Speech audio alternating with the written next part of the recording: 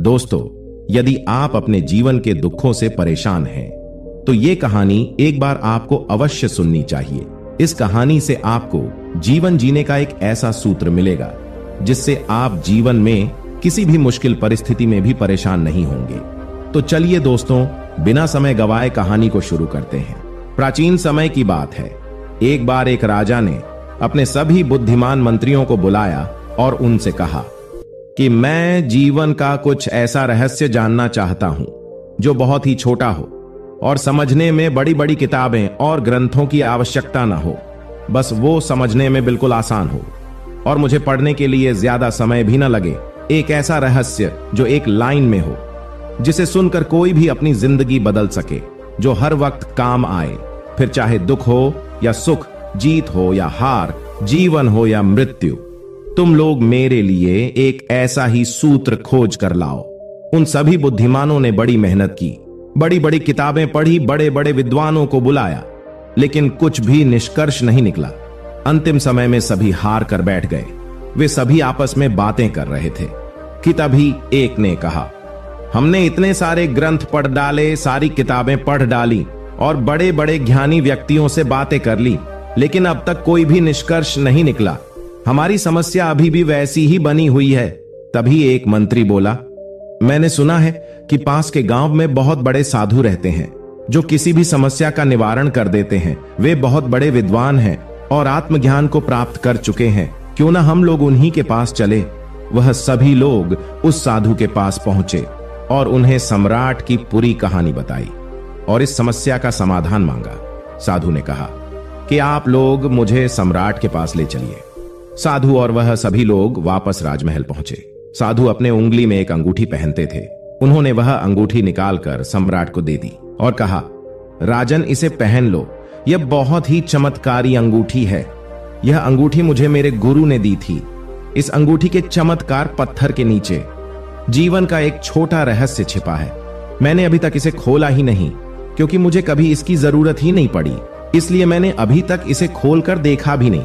लेकिन इस अंगूठी को देने से पहले मेरे गुरु ने एक शर्त रखी थी कि इस अंगूठी के अंदर मौजूद इस चमत्कारी रहस्य को तभी जानना जब जिंदगी के सारे रास्ते बंद हो जाए, तभी इसे खोलकर देखना। लेकिन उनकी कृपा से मेरी जिंदगी में ऐसा कोई बुरा समय आया ही नहीं, इसलिए मैंने आज तक खोलकर इसे पढ़ा ही नहीं। लेकिन इसमें जरूर कुछ बड़ा चमत्कारी रहस्य लिखा होगा जो किसी भी मुश्किल स्थिति या परिस्थिति से बाहर निकाल सकता है और किसी भी समस्या को दूर कर सकता है।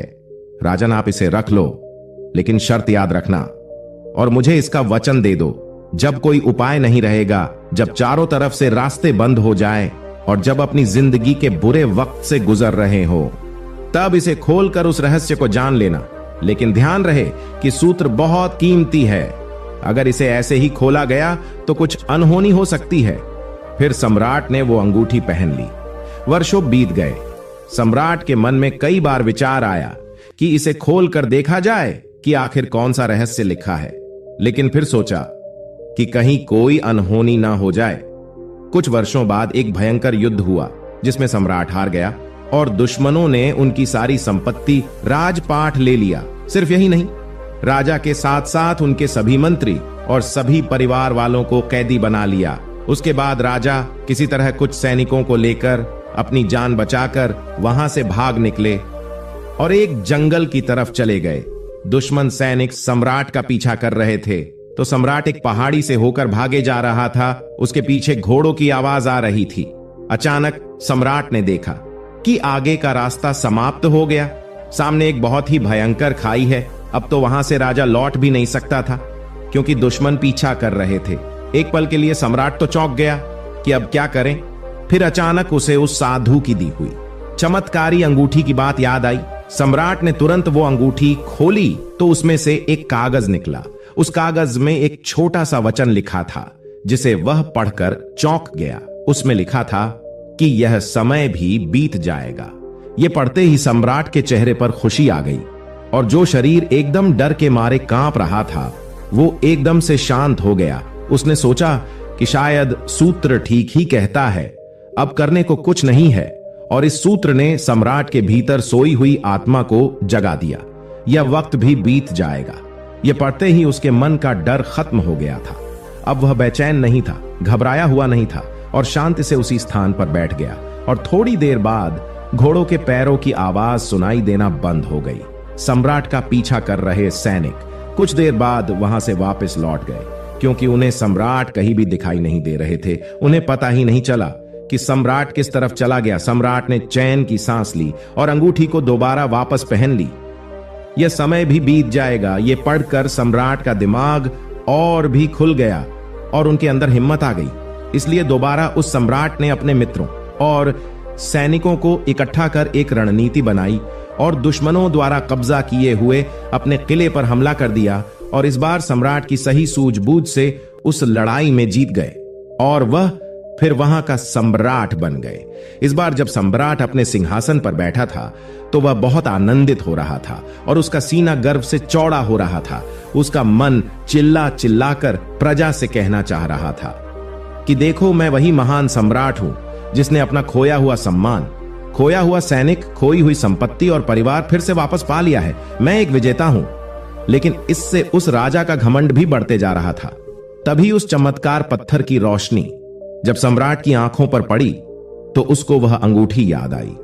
उसने फिर से वह अंगूठी खोली और कागज को पढ़ा और पढ़ते ही सारा आनंद, सारी खुशी और सारा घमंड चेहरे से लापता हो गया। वह एक पल में शांत हो गया। इस पर उसके मंत्रियों ने प्रश्न किया कि महाराज, अभी आप बहुत खुश थे, लेकिन अचानक आप इस तरह शांत क्यों हो गए? क्या बात है राजन? तब सम्राट ने कहा, यह वक्त भी बीत जाएगा। इस संसार में यहां ना तुम रहोगे ना हम रहेंगे, ना यह धन संपत्ति रहेगी। आखिर मैं भी कब तक सम्राट बने रहूंगा? जीवन में बहुत ज्यादा खुश या दुखी रहने की जरूरत नहीं है। जीवन में कुछ भी स्थिर नहीं है। जो अच्छा वक्त है वो एक दिन बुरा वक्त बन जाएगा और बुरा वक्त भी हमेशा नहीं रहेगा। कहानी की सीख। दोस्तों, इस अद्भुत सूत्र को अगर हम भी याद रखें तो हमारे मन में कभी घमंड नहीं आएगा और मन आनंदित महसूस करेगा।